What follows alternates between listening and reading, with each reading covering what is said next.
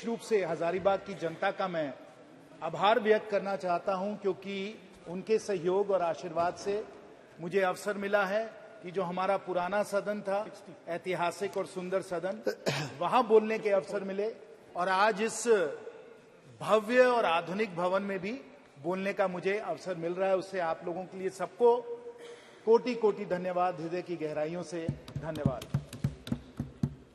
सभापति महोदय, ये सही है, जैसे माननीय प्रधानमंत्री जी ने कहा, यही समय है, सही समय है, अमृत काल का समय है, अमृत काल का समय है और बड़ी तेजी से देश बदल रहा है, देश में परिवर्तन आ रहे हैं और हम सबको महोदय, सब मान्य सदस्यों को, यहां देश की जनता को लग रहा है कि हम लोग रोज इतिहास को रच रहे हैं, रोज इतिहास को रच रहे हैं। कल ही हम लोगों ने महिला आरक्षण के लिए संवैधानिक संशोधन किया, जो स्वर्णीय अक्षरों में इतिहास में लिखा जाएगा। उसी के पहले 19 सितंबर को हम लोग पुराने सदन से इस भव्य सदन में हम लोग आए, इतिहास हम लोगों ने रचा। 9 सितंबर को, 10 सितंबर को जब G20 की लीडर्स समिट हुई, तब भी हम लोगों ने नई दिल्ली में इतिहास हम लोगों ने रचा। और क्योंकि आज चंद्रयान के बारे में हम लोग चर्चा कर रहे हैं, चंद्रयान भी जब 23 अगस्त पे जब चंद्रयान ने चंद्रमा के साउथ पोल पे सॉफ्ट लैंडिंग की साथियों, तब भी हम लोगों ने दुनिया का इतिहास रचा, भारत का इतिहास रचा। और इस कारण, क्योंकि इतना हम लोग यहां अपना योगदान दे रहे हैं, इतिहास रच रहे हैं, इतिहास रचा जा रहा है, आज भारत विश्व में विश्व मित्र और विश्व गुरु के रूप में उभरता चला जा रहा है। भारत उभरता चला जा रहा है और इसलिए उभर रहा है क्योंकि अगर हम में समृद्धि है तो हम में सादगी भी है, अगर हमारी शक्ति है तो हमारे में एक शांति है, और अगर हमारा साइंस है तो हमारे संस्कार भी हैं, अगर हमारा साइंस भी है तो हमारा संस्कार भी है। और अगर कोई समझता है कि हम अगर संस्कार की बात करें तो हम साइंस की बात नहीं कर रहे हैं, विज्ञान की बात नहीं कर रहे हैं, तो ये बिल्कुल गलत बात है। कई मेरे विपक्ष के साथियों ने कहा कि हम लोग संस्कार की थोड़ी ज्यादा बात करते हैं और साइंटिफिक टेम्पर की बात थोड़ा कम करते हैं, ये उनका मानना था। लेकिन हम लोगों के इतिहास में प्राचीन समय से एक संतुलन रहा है, संस्कार में भी और साइंस में भी। और अगर हम अथर्ववेद में जाएं, मंडपा उपनिषद में जाएं, तो वहां से जो मूल मंत्र निकल के आया, वो आज हमारे राज्य का मूल मंत्र है, सत्यमेव जयते। अगर हम किसी चीज से भी प्रेरित हैं तो हम सत्यमेव जयते से प्रेरित हैं, ट्रूथ अलोन ट्रायम्फ्स। और अगर विज्ञान कुछ भी है तो वो सत्य है, वो ट्रूथ है।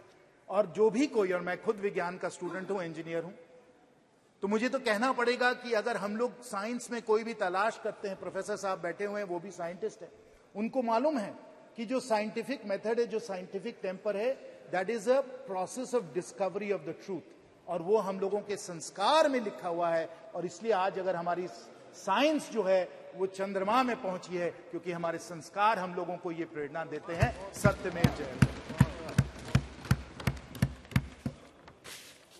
और हमें, जैसे अभी बहुत वक्ताओं ने कहा है और मैं भी अपनी बात उसमें जोड़ना चाहूंगा, कि अगर हम इस साइंस की बात करें तो साइंस में हमारे बहुत सारे लोगों ने योगदान दिया है। और अगर ये योगदान है तो उसे हम 1962 या 1960 से हम लोग नहीं उसे आरंभ करें, हम अपने संस्कार के बारे में, अपने इतिहास के बारे में भी सोचिए। जहां विश्व को, प्राचीन समय विश्व को आर्यभट्ट जैसे, भास्कर जैसे, ब्रह्मगुप्त जैसे, वरमहीर जैसे वैज्ञानिक थे, जिन्होंने विश्व को गिनती सिखाई, विश्व को ट्रिग्नोमेट्री सिखाई, विश्व को एस्ट्रोनॉमी सिखाई। और प्रोफेसर साहब और सब जो मेरे यहाँ साइंटिफिक, जो हमारे सब यहाँ साथी हैं, उनको अच्छी तरीके से मालूम है, ये हमारे संस्कार हैं, ये हमारे साइंटिफिक संस्कार हैं। और उससे जुड़े हुए उसके बाद पीढ़ी दी पीढ़ी, कड़ी दे कड़ी जो चलती आई, उसमें ये सही है कि पंडित नेहरू जी का भी योगदान है, पंडित नेहरू जी का भी योगदान है। 1960 में, फिर 1962 में उन लोगों ने इसरो को आरंभ किया। उसके बाद सब माननीय प्रधानमंत्रियों जी का सहयोग है, इंदिरा गांधी जी का सहयोग है। उन्होंने सतीश धवन जी को वापस बुलाया, कैलटेक में वो पढ़ रहे थे, उनको उन्होंने वापस बुलाया, इंडियन इंस्टीट्यूट ऑफ साइंस से जाकर वो इसरो गए, उनका बहुत बड़ा योगदान था। और उसी प्रकार हमारे भारत के बहुत सारे ऐसे वैज्ञानिक रहे हैं जो मुझे प्रेरणा जिन्होंने दिया है, जैसे सीवी रमन साहब, मेघनाथ साहा साहब, विक्रम साराभाई, होमी भाभा, एचजीएस मूर्ति, वमन पटवर्धन, हमारे परम आदरणीय एपीजे अब्दुल कलाम जी, सतीश धवन जी, इसरो के सब जो चेयरमैन रहे हैं, सतीश धवन जी, राधाकृष्णन जी, शैलेश नायक जी, किरण कुमार जी, शिवन जी, और अब सोमनाथ जी, यूआर राव जी, कस्तूरी रंगन जी, माधवी नायर जी, इन सबको हमें धन्यवाद देना है। और विशेष रूप से इन सबको तो धन्यवाद देना ही है, लेकिन हम लोगों को सब जो हम लोगों की साइंटिफिक कम्युनिटी है, ना सिर्फ आईआईटी दिल्ली में या और सब आईआईटीज में जहां से मैं हूं, लेकिन जो हमारे सैकड़ों इंजीनियरिंग कॉलेजेस हैं, हजारीबाग में विनोबा भावे में भी इंजीनियरिंग कॉलेज है, वहां से हमारे इंजीनियर आए जिन्होंने इसरो में और साइंस में उन्होंने योगदान दिया है। अभी हमको बता रहे थे विद्युत जी कि जमशेदपुर से भी बहुत सारे लोग हैं जो इसरो में जुड़े रहे हैं, त्रिवेंद्रम से लोग जुड़े हुए हैं, चेन्नई से लोग जुड़े हुए हैं। पूरे हमारे महान इस भारत से हमारे इतने सारे साइंटिस्ट और इंजीनियर हैं जिनके योगदान, जिनके सहयोग और समर्थन के कारण ये हमारा जो पूरा अब आते हैं। लेकिन इन सबको धन्यवाद, हम सबका नमन करते हैं, हम सबका प्रणाम करते हैं। लेकिन अगर एक व्यक्ति का योगदान इसमें स्मरणीय रहा है, अकल्पनीय रहा है, अतुल्य रहा है, तो हमारे परम आदरणीय प्रधानमंत्री जी का योगदान रहा है। सबको हम धन्यवाद देते हैं। लेकिन नेतृत्व और जो अतुल्य योगदान हमारे माननीय प्रधानमंत्री जी का रहा है, वो इतिहास कभी नहीं भूल जाए। हमारे विपक्ष के साथी भले भूल जाएं या चाहे उसको भूलने के लिए, लेकिन इतिहास उनको नहीं भूल सकता। और अगर सत्य में जयते, अगर आप साइंटिस्ट है, अगर आपको फैक्ट से अगर आपको कोई ताल्लुक है, तो इसको आप ना भूले। और मैं इसको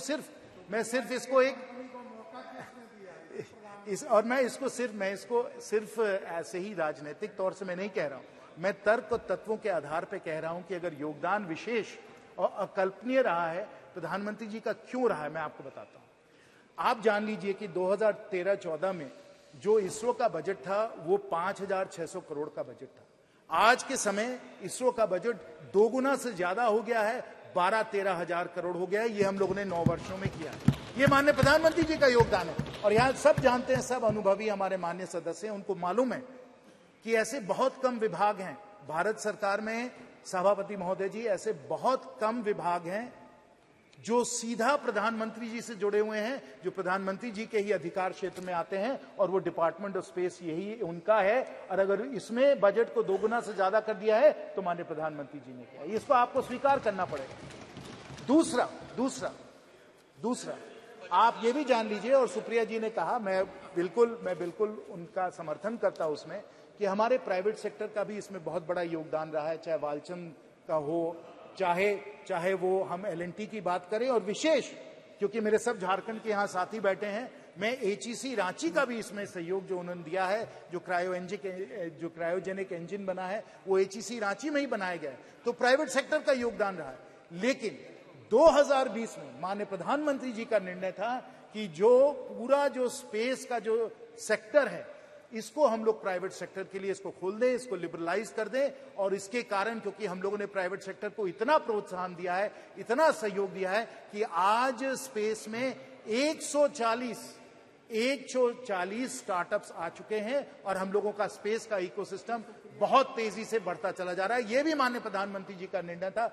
जैसे उन्होंने बजट को 2 गुना किया, वैसे उन्होंने स्पेस को लिबरलाइज करके 140 स्टार्टअप्स को उन्होंने योगदान दिया। और तीसरा कि जब हम लोगों ने इस तरीके से लिबरलाइज किया, तो विश्व में नंबर 1 और सबसे अफोर्डेबल किफायती तरीके से अगर कोई भी सैटेलाइट को जियोसिंक्रोनस ऑर्बिट में डाल सकता है, तो वो इसरो ही डाल सकता है। और पिछले कुछ वर्षों में हम लोगों ने कुल मिलाकर, मैं आपको ये आंकड़े बता दूं, स्पष्ट आंकड़े जो हैं, कि हम लोगों ने करीब लगभग 400 फॉरेन सैटेलाइट्स को हम लोगों ने अर्थ ऑर्बिट में डाला है, जिससे हम लोगों को इसरो में 3300 करोड़ का हम लोगों को इसमें रेवेन्यू हम लोगों को मिला है। वो भी माननीय प्रधानमंत्री जी की सोच थी कि इस तरीके से इसरो को हम लोग पूरी तरीके से ओपन अप करके सैटेलाइट लॉन्च में हम लोग ले आए। और इस तरीके से अगर किसी को भी किसी को भी पूरी तरीके से श्रेय इस सफलता को मिलना चाहिए तो माननीय प्रधानमंत्री जी को मिलना चाहिए, ये हम सब लोग स्वीकार करें।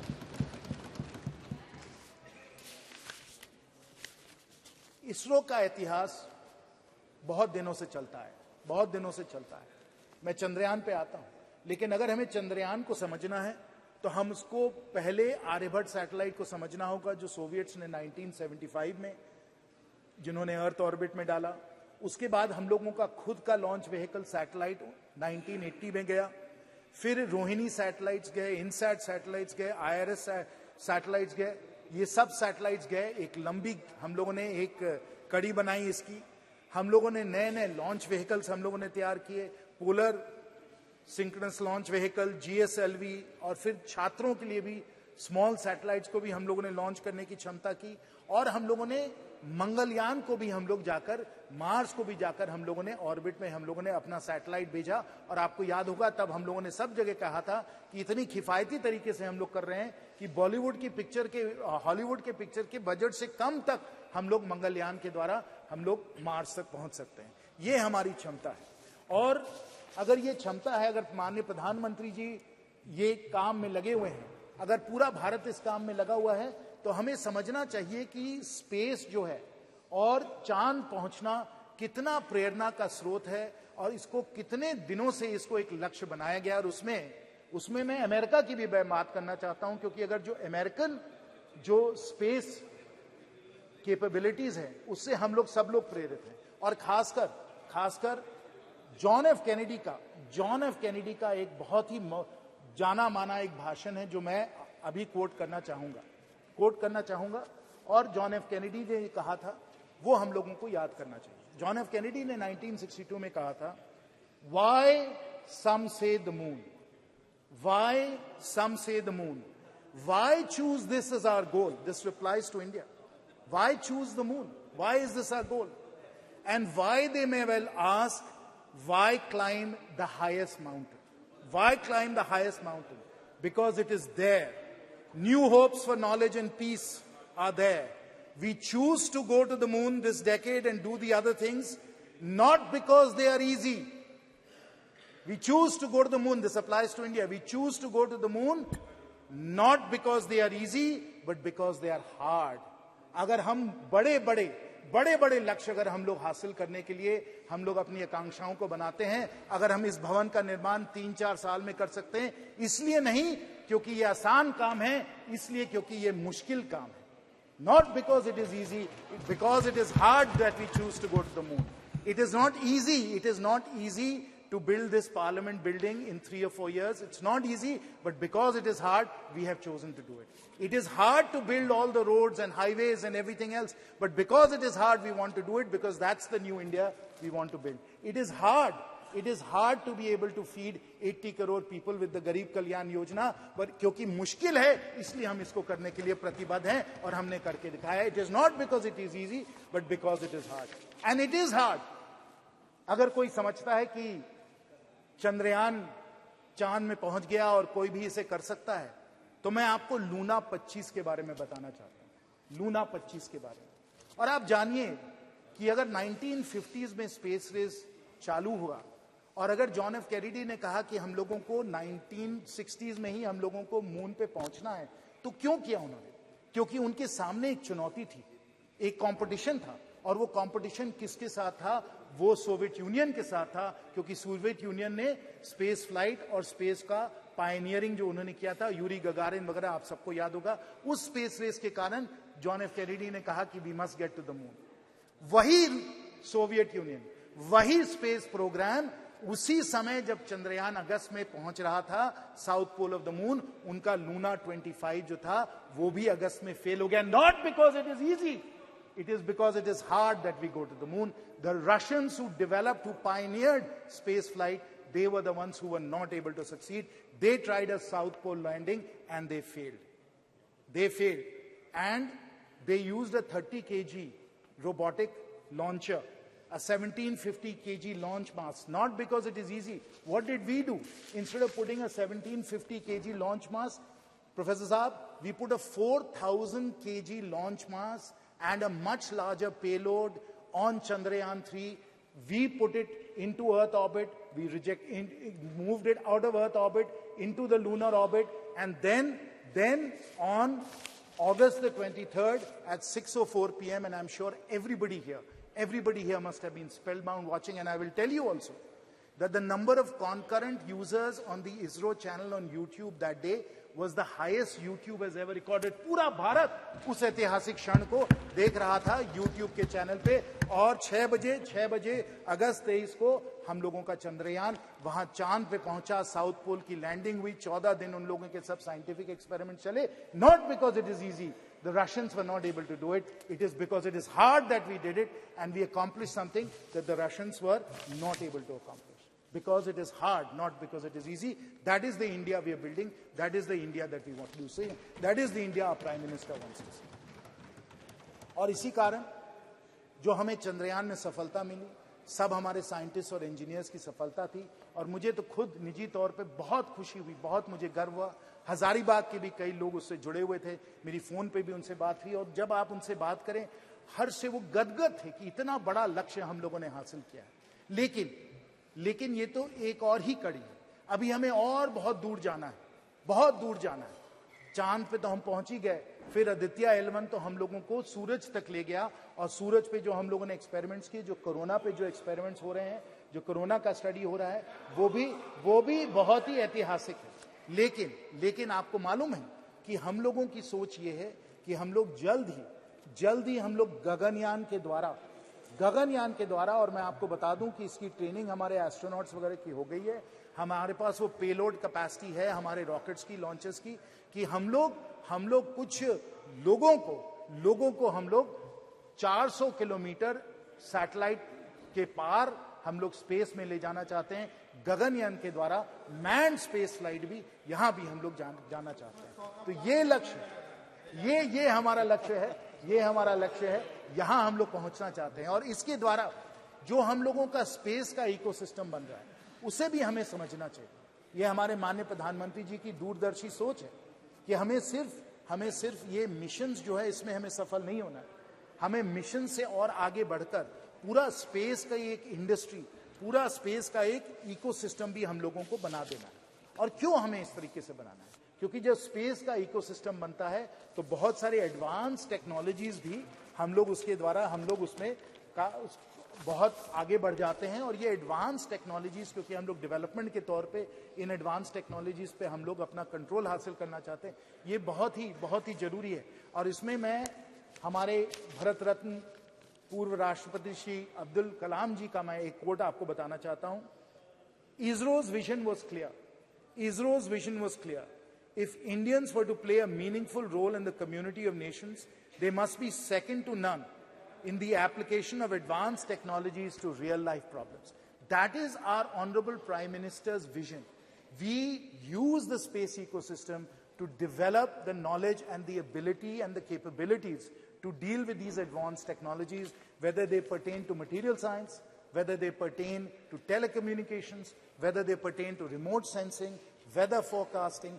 All of these different advanced technologies in computing, in semiconductors, all of them will come within our capability set if we are able to push the space ecosystem. And I will conclude, Sabharwati Mahoday ji, with the vision that we take our 140 startups, they become thousands of startups, we generate tens of unicorns, and they become among the world's leading space companies, pushing these advanced technologies, taking India not just to the moon, not just to the sun, but to the stars. That is the new India that we are building, not because it is easy, because it is hard, and we want, as Thank you very much. Progress. Thank you very much. Shri Karti Chidambaram ji.